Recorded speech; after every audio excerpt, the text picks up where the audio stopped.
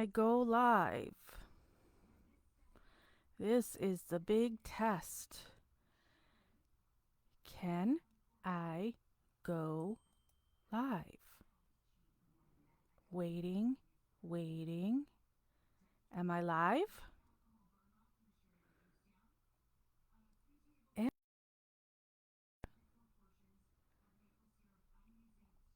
let's see if anybody joins me and if I am live on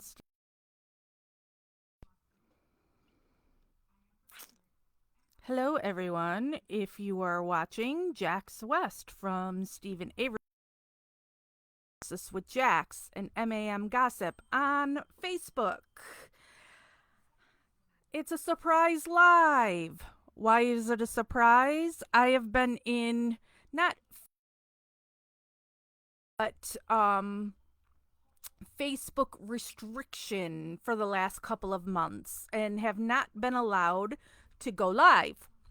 So we have been doing live videos regularly on Wednesdays at 1 p.m. Central, which it is right now, 1 p.m. Central, on our Justice with Jax YouTube channel. Let me put that link in here if I can. Paste that in here because we're still not going to regularly be going live here on Facebook, even though this is where I do reach the biggest audience. Like, let's see, right now there's 71 people on here. And when I'm live on YouTube, I'm really only getting a dozen people on there. But Facebook has become more and more difficult for me to use. The I get a lot where my service for Facebook, my connection or whatever, is shaky and I freeze and lock up. And then, yeah, I was on restriction due to a meme I had posted a year ago on my personal page. They were now flagging me a year later. And so their punishment for me was that I was not able to go live. I was not able to advertise, which I don't advertise. And they said they were making my posts um further down on somebody's page. So I just got off restriction on Monday. Now they did just reach out to me today saying now another post of mine they're claiming there's some kind of issue with, so we'll see what happens. But I figured I would just hop on here unplanned at my normal 1 o'clock. I haven't been doing my Wednesdays at 1 on YouTube for the past couple weeks because I was really busy helping my husband with his print shop. And what we've been doing on the YouTube channel is every week we've been covering a different case. And so due to the work that I was doing for my husband, I didn't have time to properly research cases to talk about it. So I had to take a little break, and I guess we're supposed to get started the first Wednesday in March, and we'll see on that. And the reason we discuss other cases now, first of all, other cases are just as important, right? And there's not much happening in Stephen's case, and that happens a lot with the case. I know that frustrates people. And the thing that I always say is, you know, if you think it's frustrating for you, imagine what it must feel. Could you say that again? Sorry. I'm not talking to you, watch. Imagine how Stephen or Brendan or any wrongfully accused feel that having to sit there and wait all this time. So just because you don't see anything new posted here on Stephen Avery Project, It doesn't mean like we've abandoned the case. Same thing with Kathleen Zellner. When you don't see Kathleen say anything about the case, it doesn't mean that she's abandoned Stephen or that her feelings have changed about Stephen. It's just that is the way of our criminal justice system here in the States, that it can take forever to get anything done. So people keep asking me, who do I think did it, or do I think Stephen is innocent or guilty or whatever? So, Stephen Avery Project. When Stephen Avery Project was started right when Making a Murderer first came out in December of 2015. It was started not by me, but by Curtis Bussey, who Curtis was somebody who lived in the area, so knew of the case when it happened, and had always felt Stephen was innocent. And so this page was founded under the knowledge, because I'm not going to say belief, that Stephen Avery is innocent. So that is what this page is for. We are a 100% innocent page. So while, yes, people are entitled to their opinions, we're not debating that here on this page. Stephen Avery Project he is innocent. Now, you can debate who you feel really did it. But people who want to say that Stephen is guilty, this is not the page for you, nor are we going to listen to or debate with people who want to say he's guilty. We're going to delete, ban, block, whatever. So there are plenty of other pages out there that you can go to if you want to spout that stuff. Here, Stephen is innocent. I believe 100% Stephen is innocent. Why? Because that's what the evidence points to. If the evidence said that Stephen was guilty, I would say he's guilty. It doesn't affect me one way or another if Stephen is innocent or guilty. People ask me all the time, who am I? What is my relation to Stephen? There is no relation to Stephen. I am not a family member, and I actually do not like Stephen's family. And Stephen's family does not like me. And I'm good with it. If you dive into this case, you will see that his family, not his mother, which that is still one of the worst things ever in this case now that Dolores Avery passed away last summer, and so she doesn't get to see Stephen finally be freed. But Stephen's mother and father and his cousin Kim Ducat, I never know for sure how to pronounce that, are the only ones that have 100% stood behind Stephen and believe in his innocence. The rest of the family, So if you're looking for a place just to sing the praises of Stephen's family, this also is not the place for you. Who do I think did it? Again, not think. The evidence points to Stephen's nephew, not Brendan, who is sitting in prison, but Brendan's brother, Bobby Dassey. What exactly happened? We don't know. There is nothing to show exactly what happened to Teresa Halbach. There has never been any verifiable proof that the bones found, you got to put everything in quotes, found behind Stephen's garage and in the burning barrels are Teresa Halbach. So I'm not going to say he hit her in the library with a candlestick or anything like that, because we don't know for sure what's happened to Teresa Halbach. All we know is allegedly October of 2005 is the last time anybody has seen Teresa Halbach.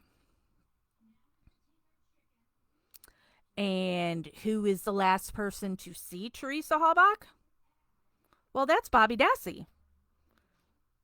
And he even testified as such because he claims he had seen Teresa Halbach taking pictures of his mom's van.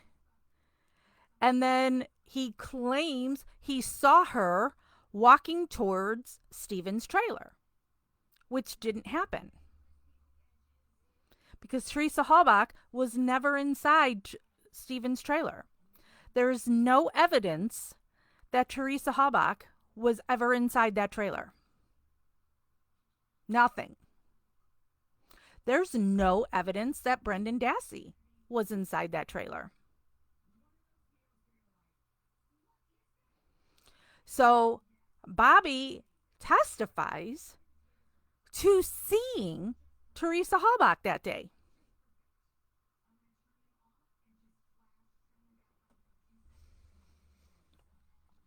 So when they claim, oh, it's Stephen was the last, Stephen this. No, it was Bobby. Bobby's the last one. There is nothing pointing to Stephen that isn't tied to the Manitowoc County Sheriff's Department, who Stephen was in the middle of his $36 million wrongful conviction lawsuit with, who weren't supposed to be doing anything on this case. So the magic key found by, it's Lincoln Colborn. Two guys who were a part of the Penny Bernstein case. So anything they have, any physical evidence that is alleged against Stephen is all tainted. There's nothing. There's no DNA. And as Cat, there's nothing with, if you're going to listen to Brendan's story, you know, she's been, her throat cut, her hair cut, stabbed, shot, raped by multiple guys. So there's no sperm, there's no hair, there's no blood, there's no nothing in Stephen's trailer. They looked in his vacuum, they looked in his carpet shampooer, they looked everywhere, did not find anything. Have you looked at Stephen? He's not the cleanliest person. So they're trying to say that Stephen is able to clean up every tiny little detail. Except then he has her key there.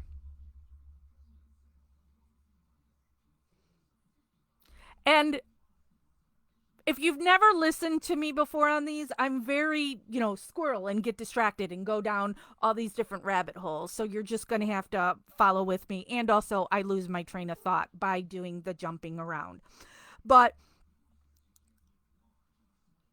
Stephen, according to Manitowoc County Sheriff's Department, murders this woman. For what reason? No reason. There's no reason. So he had been locked away for 18 years. And now when he's going to kill somebody, it's going to be some random girl. Okay, whatever.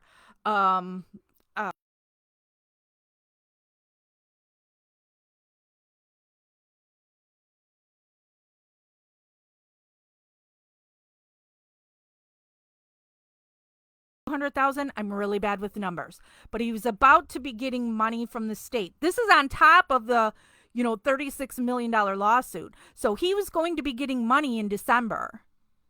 A lot of money coming his way. Yippee, getting some money.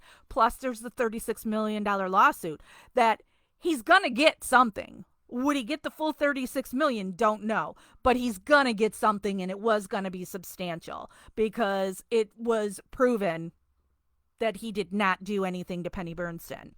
So why would he be so angry What's his motive for now lashing out and killing some random girl who didn't do anything to him? And remember, and he has a girlfriend at that time. So he murders this girl, and then even though he owns a junkyard and there was a car crusher there, he doesn't get rid of the car. He parks it in a section of the salvage yard where it didn't belong. For what? To you and I, junkyard just looks like junk. To the Avery family, all this kind of car is parked in this section, and all this kind of car is parked in this section. There was order. And the way that RAV4 was parked was not where that kind of car would go. Then it was double parked and facing the opposite way, and things put on top of it to make it stick out. So an excuse people will give is, well, he didn't want to crush the car that day because it would just, people were around and they would get suspicious. So that's why he had to keep the key, because he was going to wait for a better opportunity to crush that car. Okay? All right. So even if you're going to believe that, all right, the Teresa Halbach goes missing on a Monday. That following weekend, the Avery family goes to Crivets, to their vacation homes. They've got huge parcels of land up in Crivets and multiple homes. And also, once you November is a big deer hunting season too. So the bulk of the family was going to Crivets. So what better time for Stephen to then clean up the murder scene and to get rid of the car, right? That would be perfect. Everybody's gone. Yeah. But Stephen goes to Crivets. And so does Brendan.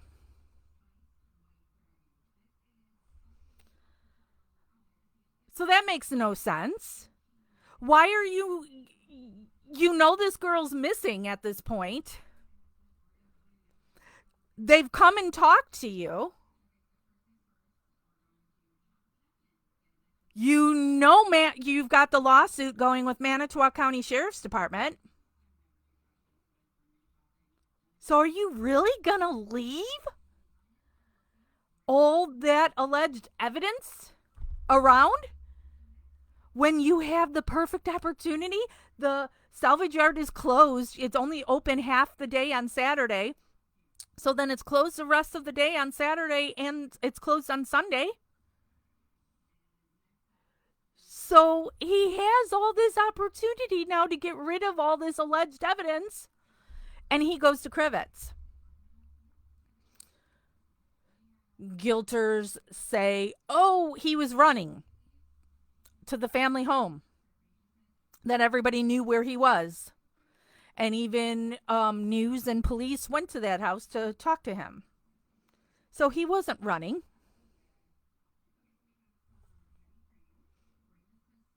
There is nothing, no motive, no evidence, nothing that says, points to Stephen Avery did this crime.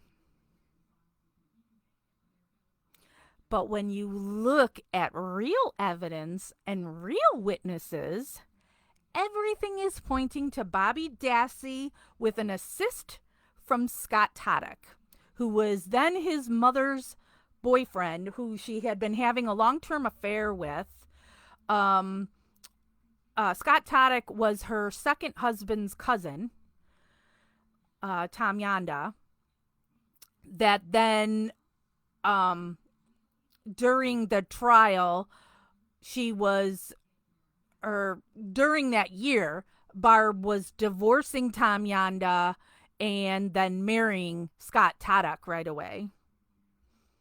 Now, did she marry Scott so they didn't have to testify against each other? I don't know. But it's just very coincidental that Bobby and Scott are each other's alibis. At crisscross, we see each other going the opposite directions and just happen to know what time it is. And we were both going hunting. Scott's going wherever he was going to hunt, and Bobby's going to hunt at Scott's house.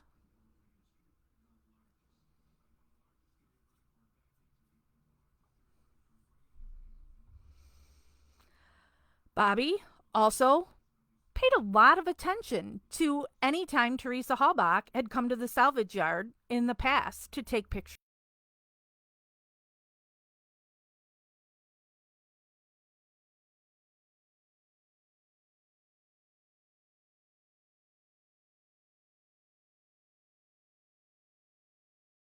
Stephen's attorney, Kathleen Zellner, has shown that the direction Bobby said he was going that day, well, Cell Tower says he was the opposite way.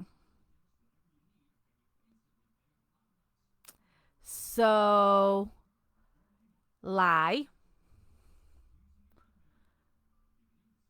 Another lie from Bobby.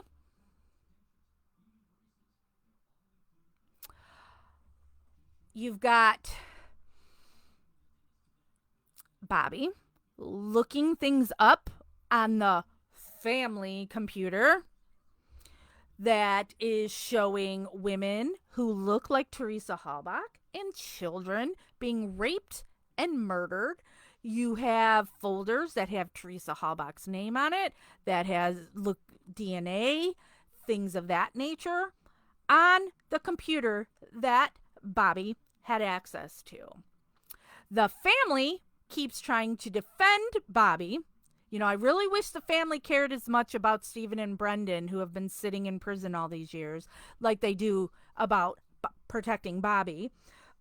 When those searches are done on the computer, it's when only Bobby Dassey is home. So I don't give a smurf where in the house the computer was, even though that's another lie they're caught in, because the computer was in Bobby's room. Sure, the computer had been in other rooms at the house at different periods of time, but at that time it was in Bobby's room. They try and lie. Well, Barb's even lied so much trying to claim that she didn't even have internet. Meanwhile, she's online using Brendan's screen name, trolling girls and stuff that Brendan talks to. So she clearly knew she had internet, had AOL dial-up. Bobby works nights and is home during the day. So when all these searches are being done on the computer, it's when only Bobby Dassey has access to the computer, because everyone else is in school or at work. And yes, I know people's the feed cuts in and out. This is why, another reason why I am mostly on YouTube and have been on YouTube, because this doesn't happen on YouTube. The Facebook video just sucks. I'm just doing this one live today, and we'll be going back to YouTube. So hopefully you all will follow me over to the Justice with Jax YouTube page for our lives over there, that it isn't quite so yucky service. The family will try again, pointing the finger at Stephen, trying to say, oh, Stephen could have gone in Barb's house and used her computer to look those things up. Why is the family so set on putting the blame on Stephen? And why do they want to protect Bobby so much? Stephen had his own computer. And Manitowoc was digging into Steven's computer because they would like to find the kind of porn and sick stuff on Steven's computer that they found on Bobby's. If they found that stuff on Steven's computer, they would have used that as motive as well. Because, they tried to use pink furry handcuffs to make him out to be some sexual deviant. Yet, these things are on Bobby Dassey's computer, who admits to being the last person to see Teresa Halbach alive, and they don't think twice about it? Bobby's not a suspect? Bobby's got scratches on his back that Manitowoc tries to claim, or Bobby claims it was a dog, not even a dog, a puppy that scratched him. And once again, Kathleen Zellner, who leaves no stone unturned, she has her experts. Those were fingernail scratches on Bobby Dassey's back. The real evidence points to Bobby Dassey, as I said, with an assist from Scott Taddock. Scott Taddock lies about seeing a fire that night. It's this size, it's this size, it's this size. Then you have in phone calls that this family knows phone calls to a prison or a jail are recorded and people are listening to. Scott Taddock admits in a phone call to Steven that he claims he wasn't even there that day. Which is it, Scott? Your story changes and changes and changes. And Steven saw Scott Taddock's truck over at Barb's house during the day before Teresa Halbach got there, that he was hanging out with Bobby Dassey. Why was Scott Taddock there? Scott's claiming he was at the hospital visiting his mother.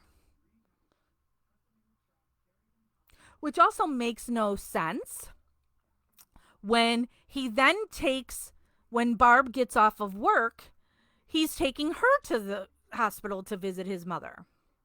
Also, this is the mother that Scott has physically assaulted.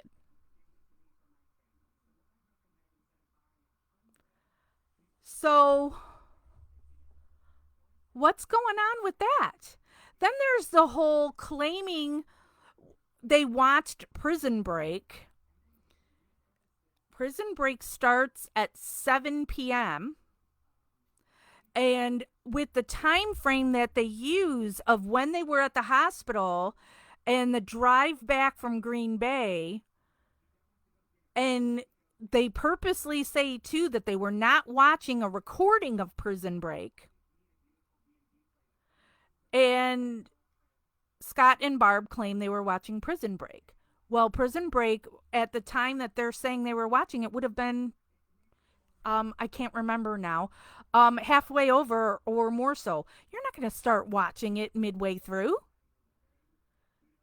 So they're lying about the time frame. Everything keeps changing.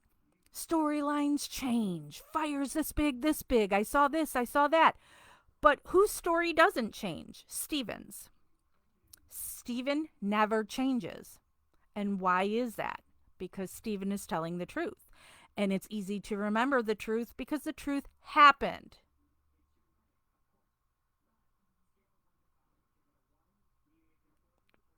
Lies just keep you circling until you go down.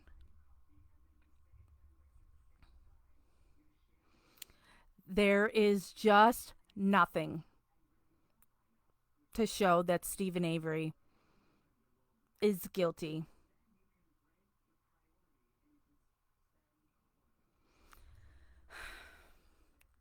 Sadly, in our system, you have to, in order for him to get a new trial or an evidentiary hearing or anything like that, you have to get new evidence. And then the new evidence has to go back to the same judge that already ruled against you. And hey, not all judges are good. And once you connect yourself to some corruption, you're gonna help protect that. So, are you really gonna say, oops, my bad, yeah, we made a mistake, let's give you a new trial or let you out? So, Kathleen always has to show new evidence on why we need to get this into court to discuss this new evidence, which she has so much evidence. But then it gets rejected by the original judge, and then you have to take it up a next court, court level, then another one. And these courts all want to protect each other. So just because she gets a denial, it doesn't mean the evidence that she has isn't factual. And so you just have to keep trying. And she can't show all her cards. She has to keep some. Because in order to keep this going and trying to get another shot, you have to show new stuff that hasn't been talked before. So that's why you can't, show it all at one time. So, but Kathleen Zellner is the best there is. And she says, it typically takes 15 years to overturn a wrongful conviction because our criminal justice system in the States sucks, as I've said a bajillion times. And she's only had the case since January of 2016.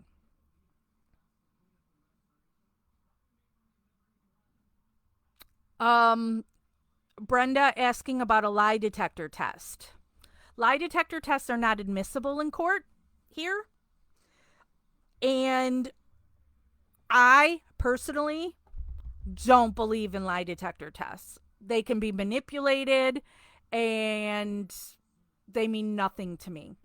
So that's why, the lie detector test. And Stephen and Brendan, I believe, somebody correct me if I'm wrong, they both took lie detector tests, I thought, and both passed. But Brendan was lied to and told he failed. But neither are admissible. Who did Teresa live with? So Teresa Halbach, the victim, lived in the house next door to her parents, which is on her parents' dairy farm. And Scott Blodorn lived in the house with her.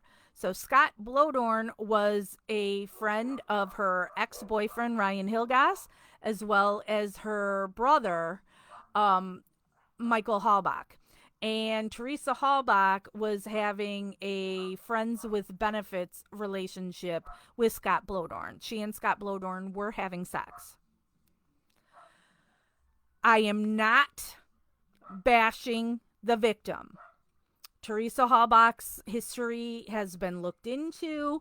She had a threesome with a married couple who first came to her because her photography business was taking pictures, boudoir pictures of couples. So Teresa would take pictures of them in sexy clothes or having sex.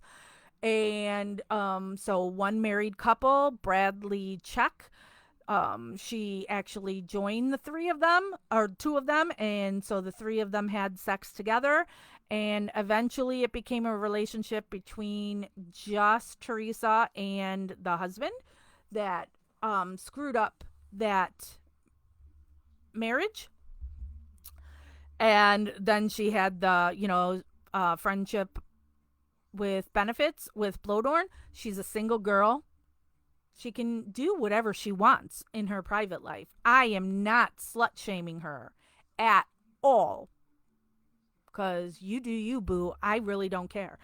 The only thing that does bother me on all of that is they never seriously looked at any of these people. Sure, people were questioned kind of at times, but they never seriously looked at anybody else. It was focusing in on Stephen Avery. And you can even hear in it Do you already have Stephen in custody? There's no evidence saying Stephen did anything, and they're already talking about taking him in custody immediately. Kathleen Zellner is still Stephen's attorney, and she will remain his attorney until he is free. She's not going anywhere just because she takes other jobs. So I posted today, she tweeted about she is now one of Johnny Depp's lawyers. That doesn't mean she's not still doing her other cases.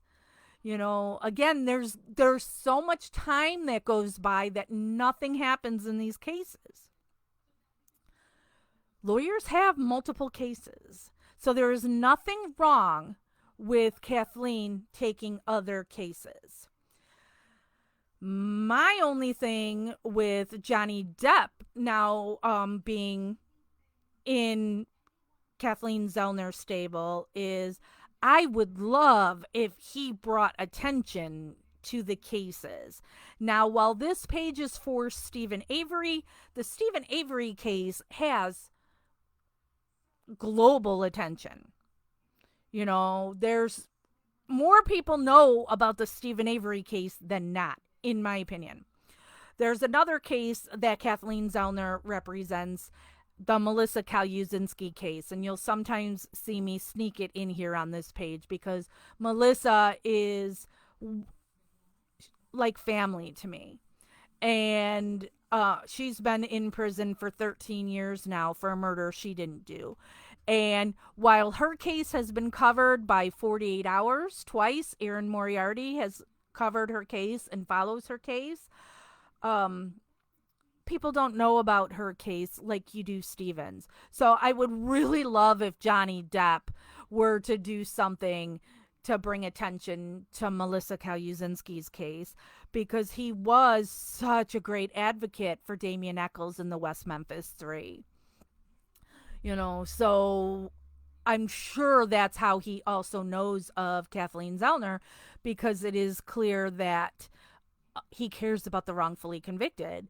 And from what I have seen on his case with Amber Heard, I have never really dove into it but I have just always believed in just my mind.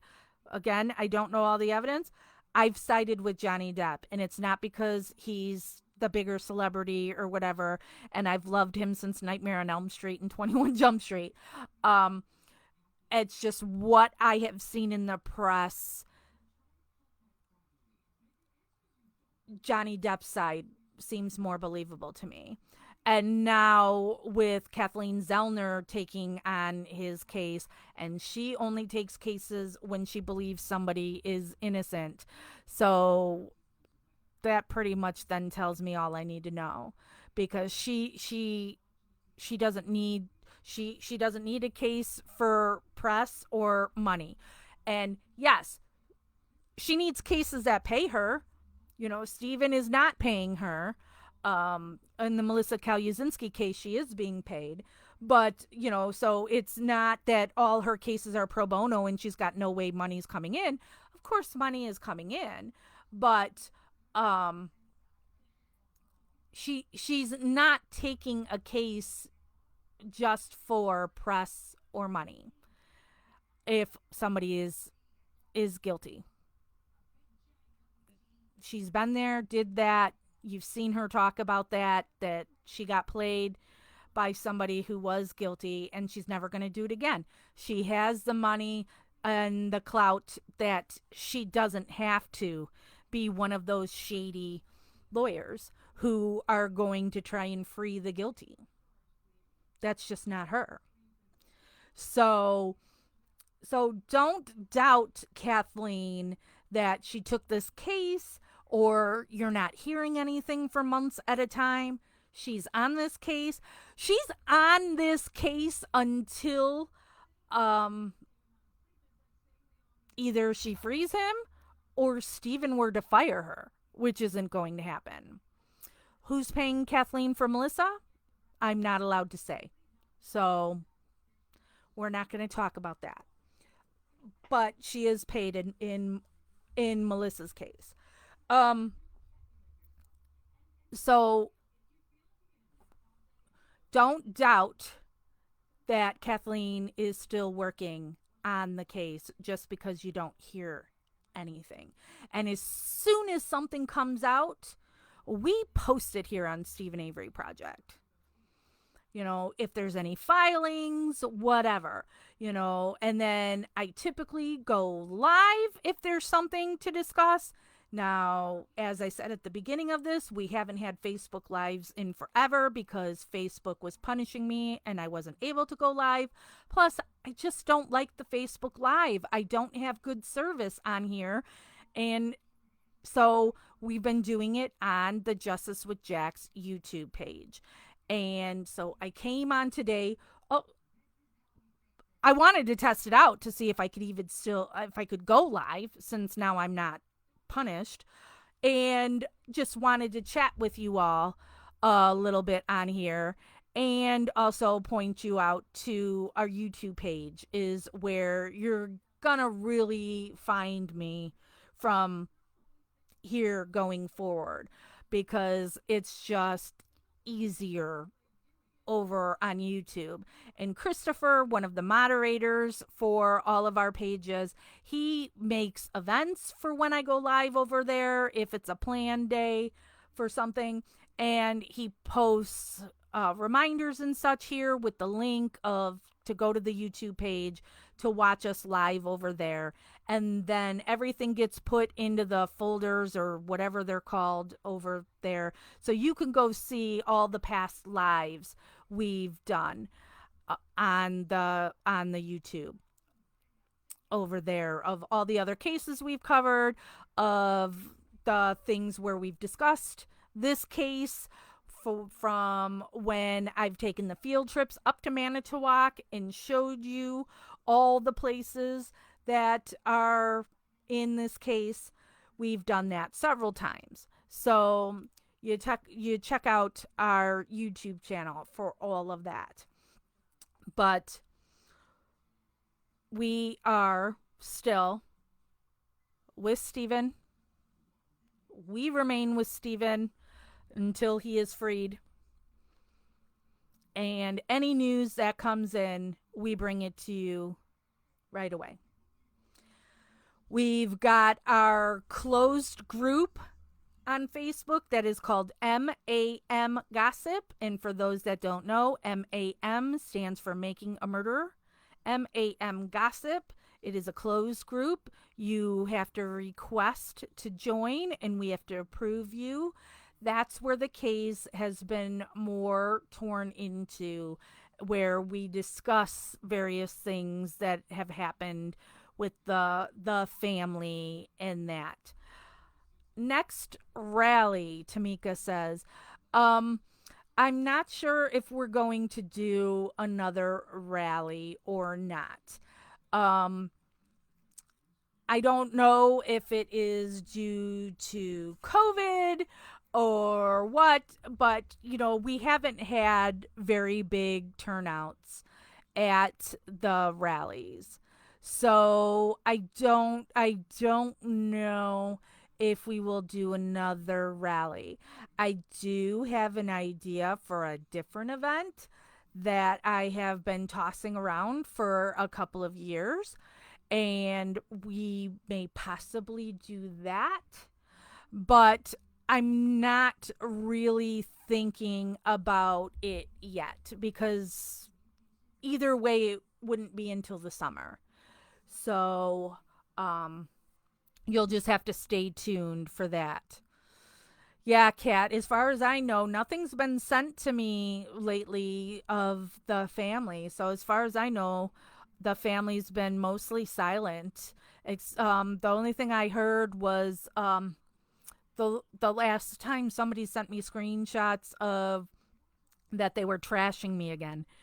So I guess it was a really slow day and they needed something to talk about. So I was their topic of conversation. Which I'm so used to over the last, how many years is it? 6 years, 7 years? Whatever. Um,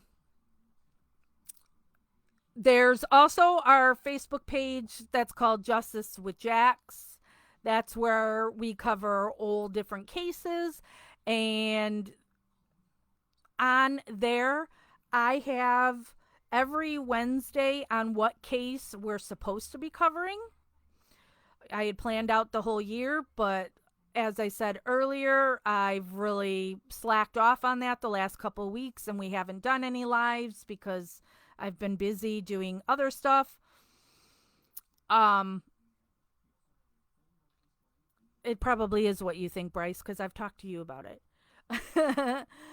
Bryce was with me last year at the rally, and went on. I took Bryce on a little field trip too. That we went to the salvage yard and to Cuts Road and all that because he had never been.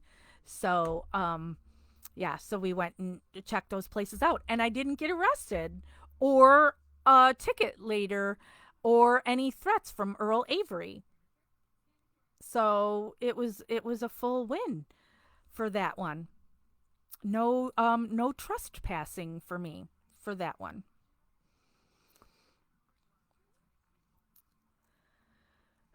Yeah, Jackie, I know it's hard. Why haven't they released Stephen or Brendan? And it's, you know, to release them is going to be admitting so much wrongdoing. And they are going to cling to that as long as they can. But if anybody can get Stephen out, it's Kathleen. So anytime there's any news, we share it with you. So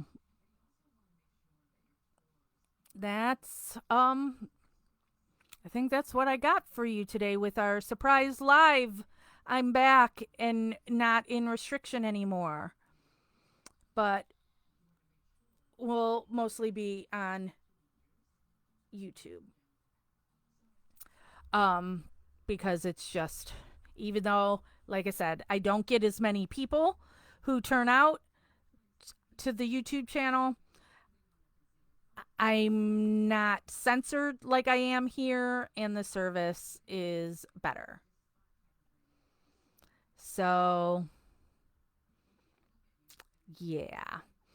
Um, and if you want to know what upcoming cases we're going to cover, you go to the Justice with Jax Facebook page. We've got the public page, and we also have the closed group. There's also the Justice with Jax Etsy store where we've got tons of different stickers, but this is the main sticker that people are always looking for, the, free Stephen Avery sticker. So we will ship around the world. It's amazing to me, all the people around the world who have ordered free Stephen Avery stickers. But and there's also this Don't Get Strange. Um Cats Let Slap Barb. We also have the Brendan Dassey Dragonfly. So, yeah, so just look up Justice with Jax on Etsy if you're interested in any of those stickers. And just know there's no profit that is made on these stickers. I don't know what they're priced at, but it is low plus what it costs to ship them. And so there's no money made. If there was a substantial amount of money made on anything, I give money to Stephen. I have put money in his commissary multiple times. So, and that's what I have to say about that. YouTube sends out notifications, Joe, if you subscribe to the channel. But even then, sometimes it's glitchy and you don't get the notification. But the same thing happens here on Facebook, that there'll be people who will be surprised when I've gone live before that they weren't notified. So it's hit and miss, like on everything. But so on the YouTube page, you have to like it and subscribe it, and they send you an email and let you know when they go live. But I've tried to do it where that's what we do Wednesdays at 1 p.m. Central, and tried to be consistent with it, that's what we do every week to try and help people in knowing that's when we're going live. And then with the Stephen case, it's when something all of a sudden comes out that we find out there's a filing or a ruling or some kind of news, then I go live immediately, and Christopher will post here on Facebook that we're now live, or if I can wait a minute or whatever. So say it was, to make it to be at the top of the hour. So it could be, all right, I'm going to go live in 20 minutes, something like that. So we try to put that out there so people will know on the spur of the moment things. And in our groups, so there's also a Stephen Avery Project group. So there's the public page, and then there's the group. And then we've got the MAM gossip group. And then Justice with Jax, there's the public page, and then there's the group. The reason why I always do a page and a group is on a page, if somebody who is not an admin or a moderator of a page shares something, it doesn't go right there front and center on the page. It's always in that visitors post thing that's off to the side, or click here to go look at visitors posts. So in a group, when you post something, it goes right to the top in the center so it's right there for people to see and can discuss and be a part of that conversation. So that's why I always like to have a group as well as a page. So I look at Stephen Avery Project, this page, to just be your news information. And then if you really want to discuss stuff, sure, you can discuss here, but you can go into the group to get in depth. Joe, who booked Teresa to come out in the first place? Well, that would be Stephen, because Stephen had used Teresa Halbach several times because it's a junkyard, right? And so Stephen enjoyed trying to fix up cars, get them running again, and selling them to make some money. So Barb wanted to sell this van. Stephen then said he would handle it. Barb's at work all day. Stephen does this on the regular. So Stephen is the one that called to schedule this.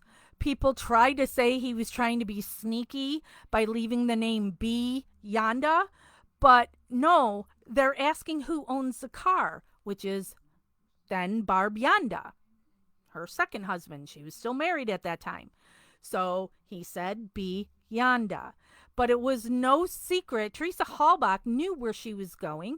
You can hear her when she's talking to the girl that works at Auto Trader, where she says she's going to the Avery brothers. She knew where she was going. And sure, Stephen said, send out that girl that's been here before. And people will say, ooh, see, that's how he's plotting that he's going to get her to send her out. No, she had been there before. Hi, Christopher. Been there before. He likes her work. Send out that one that's done the same work. And if he's planning on killing this girl, why is he going to call people and say, send this girl here? So then everybody knows this is the last place she was at. And the cops already don't like me and framed me before. So let me make this phone call to link me to the crime that I'm about to commit. Stephen isn't a genius, but he's not that dumb. So, there's nothing. I guess I'll also say this. You don't have to like Stephen Avery. People will talk about his just whatever. I'm not even going to get into it. You don't have to like Stephen as a person to know the evidence doesn't go to Stephen. that it makes no sense for Stephen to do this. You don't have to like the man to know he is innocent.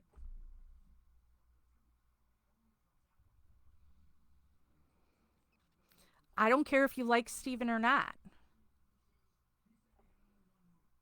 Facts, science. Don't point to Stephen Avery. And I'm telling you right now, all these years of me going down all these different rabbit holes, going to the salvage yard, walking the Pam Sturm of God path, uh, looking at Cuss Road, going to the deer camp, all that I have personally done, if I found anything that said Stephen was guilty, I would say so. There is nothing in it for me.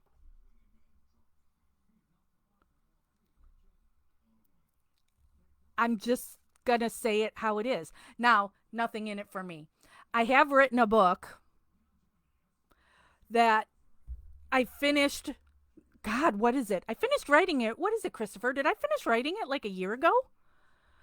And I gave it to an editor who is been neglecting her editing duties. But it's a personal friend of mine and she's doing it for free. So I can't really push her. But now that I'm saying that, she's asked me for a favor for me to help her out this Saturday. So maybe I should nag her on when are you going to get done with that so I can put out that book. And the book that I wrote is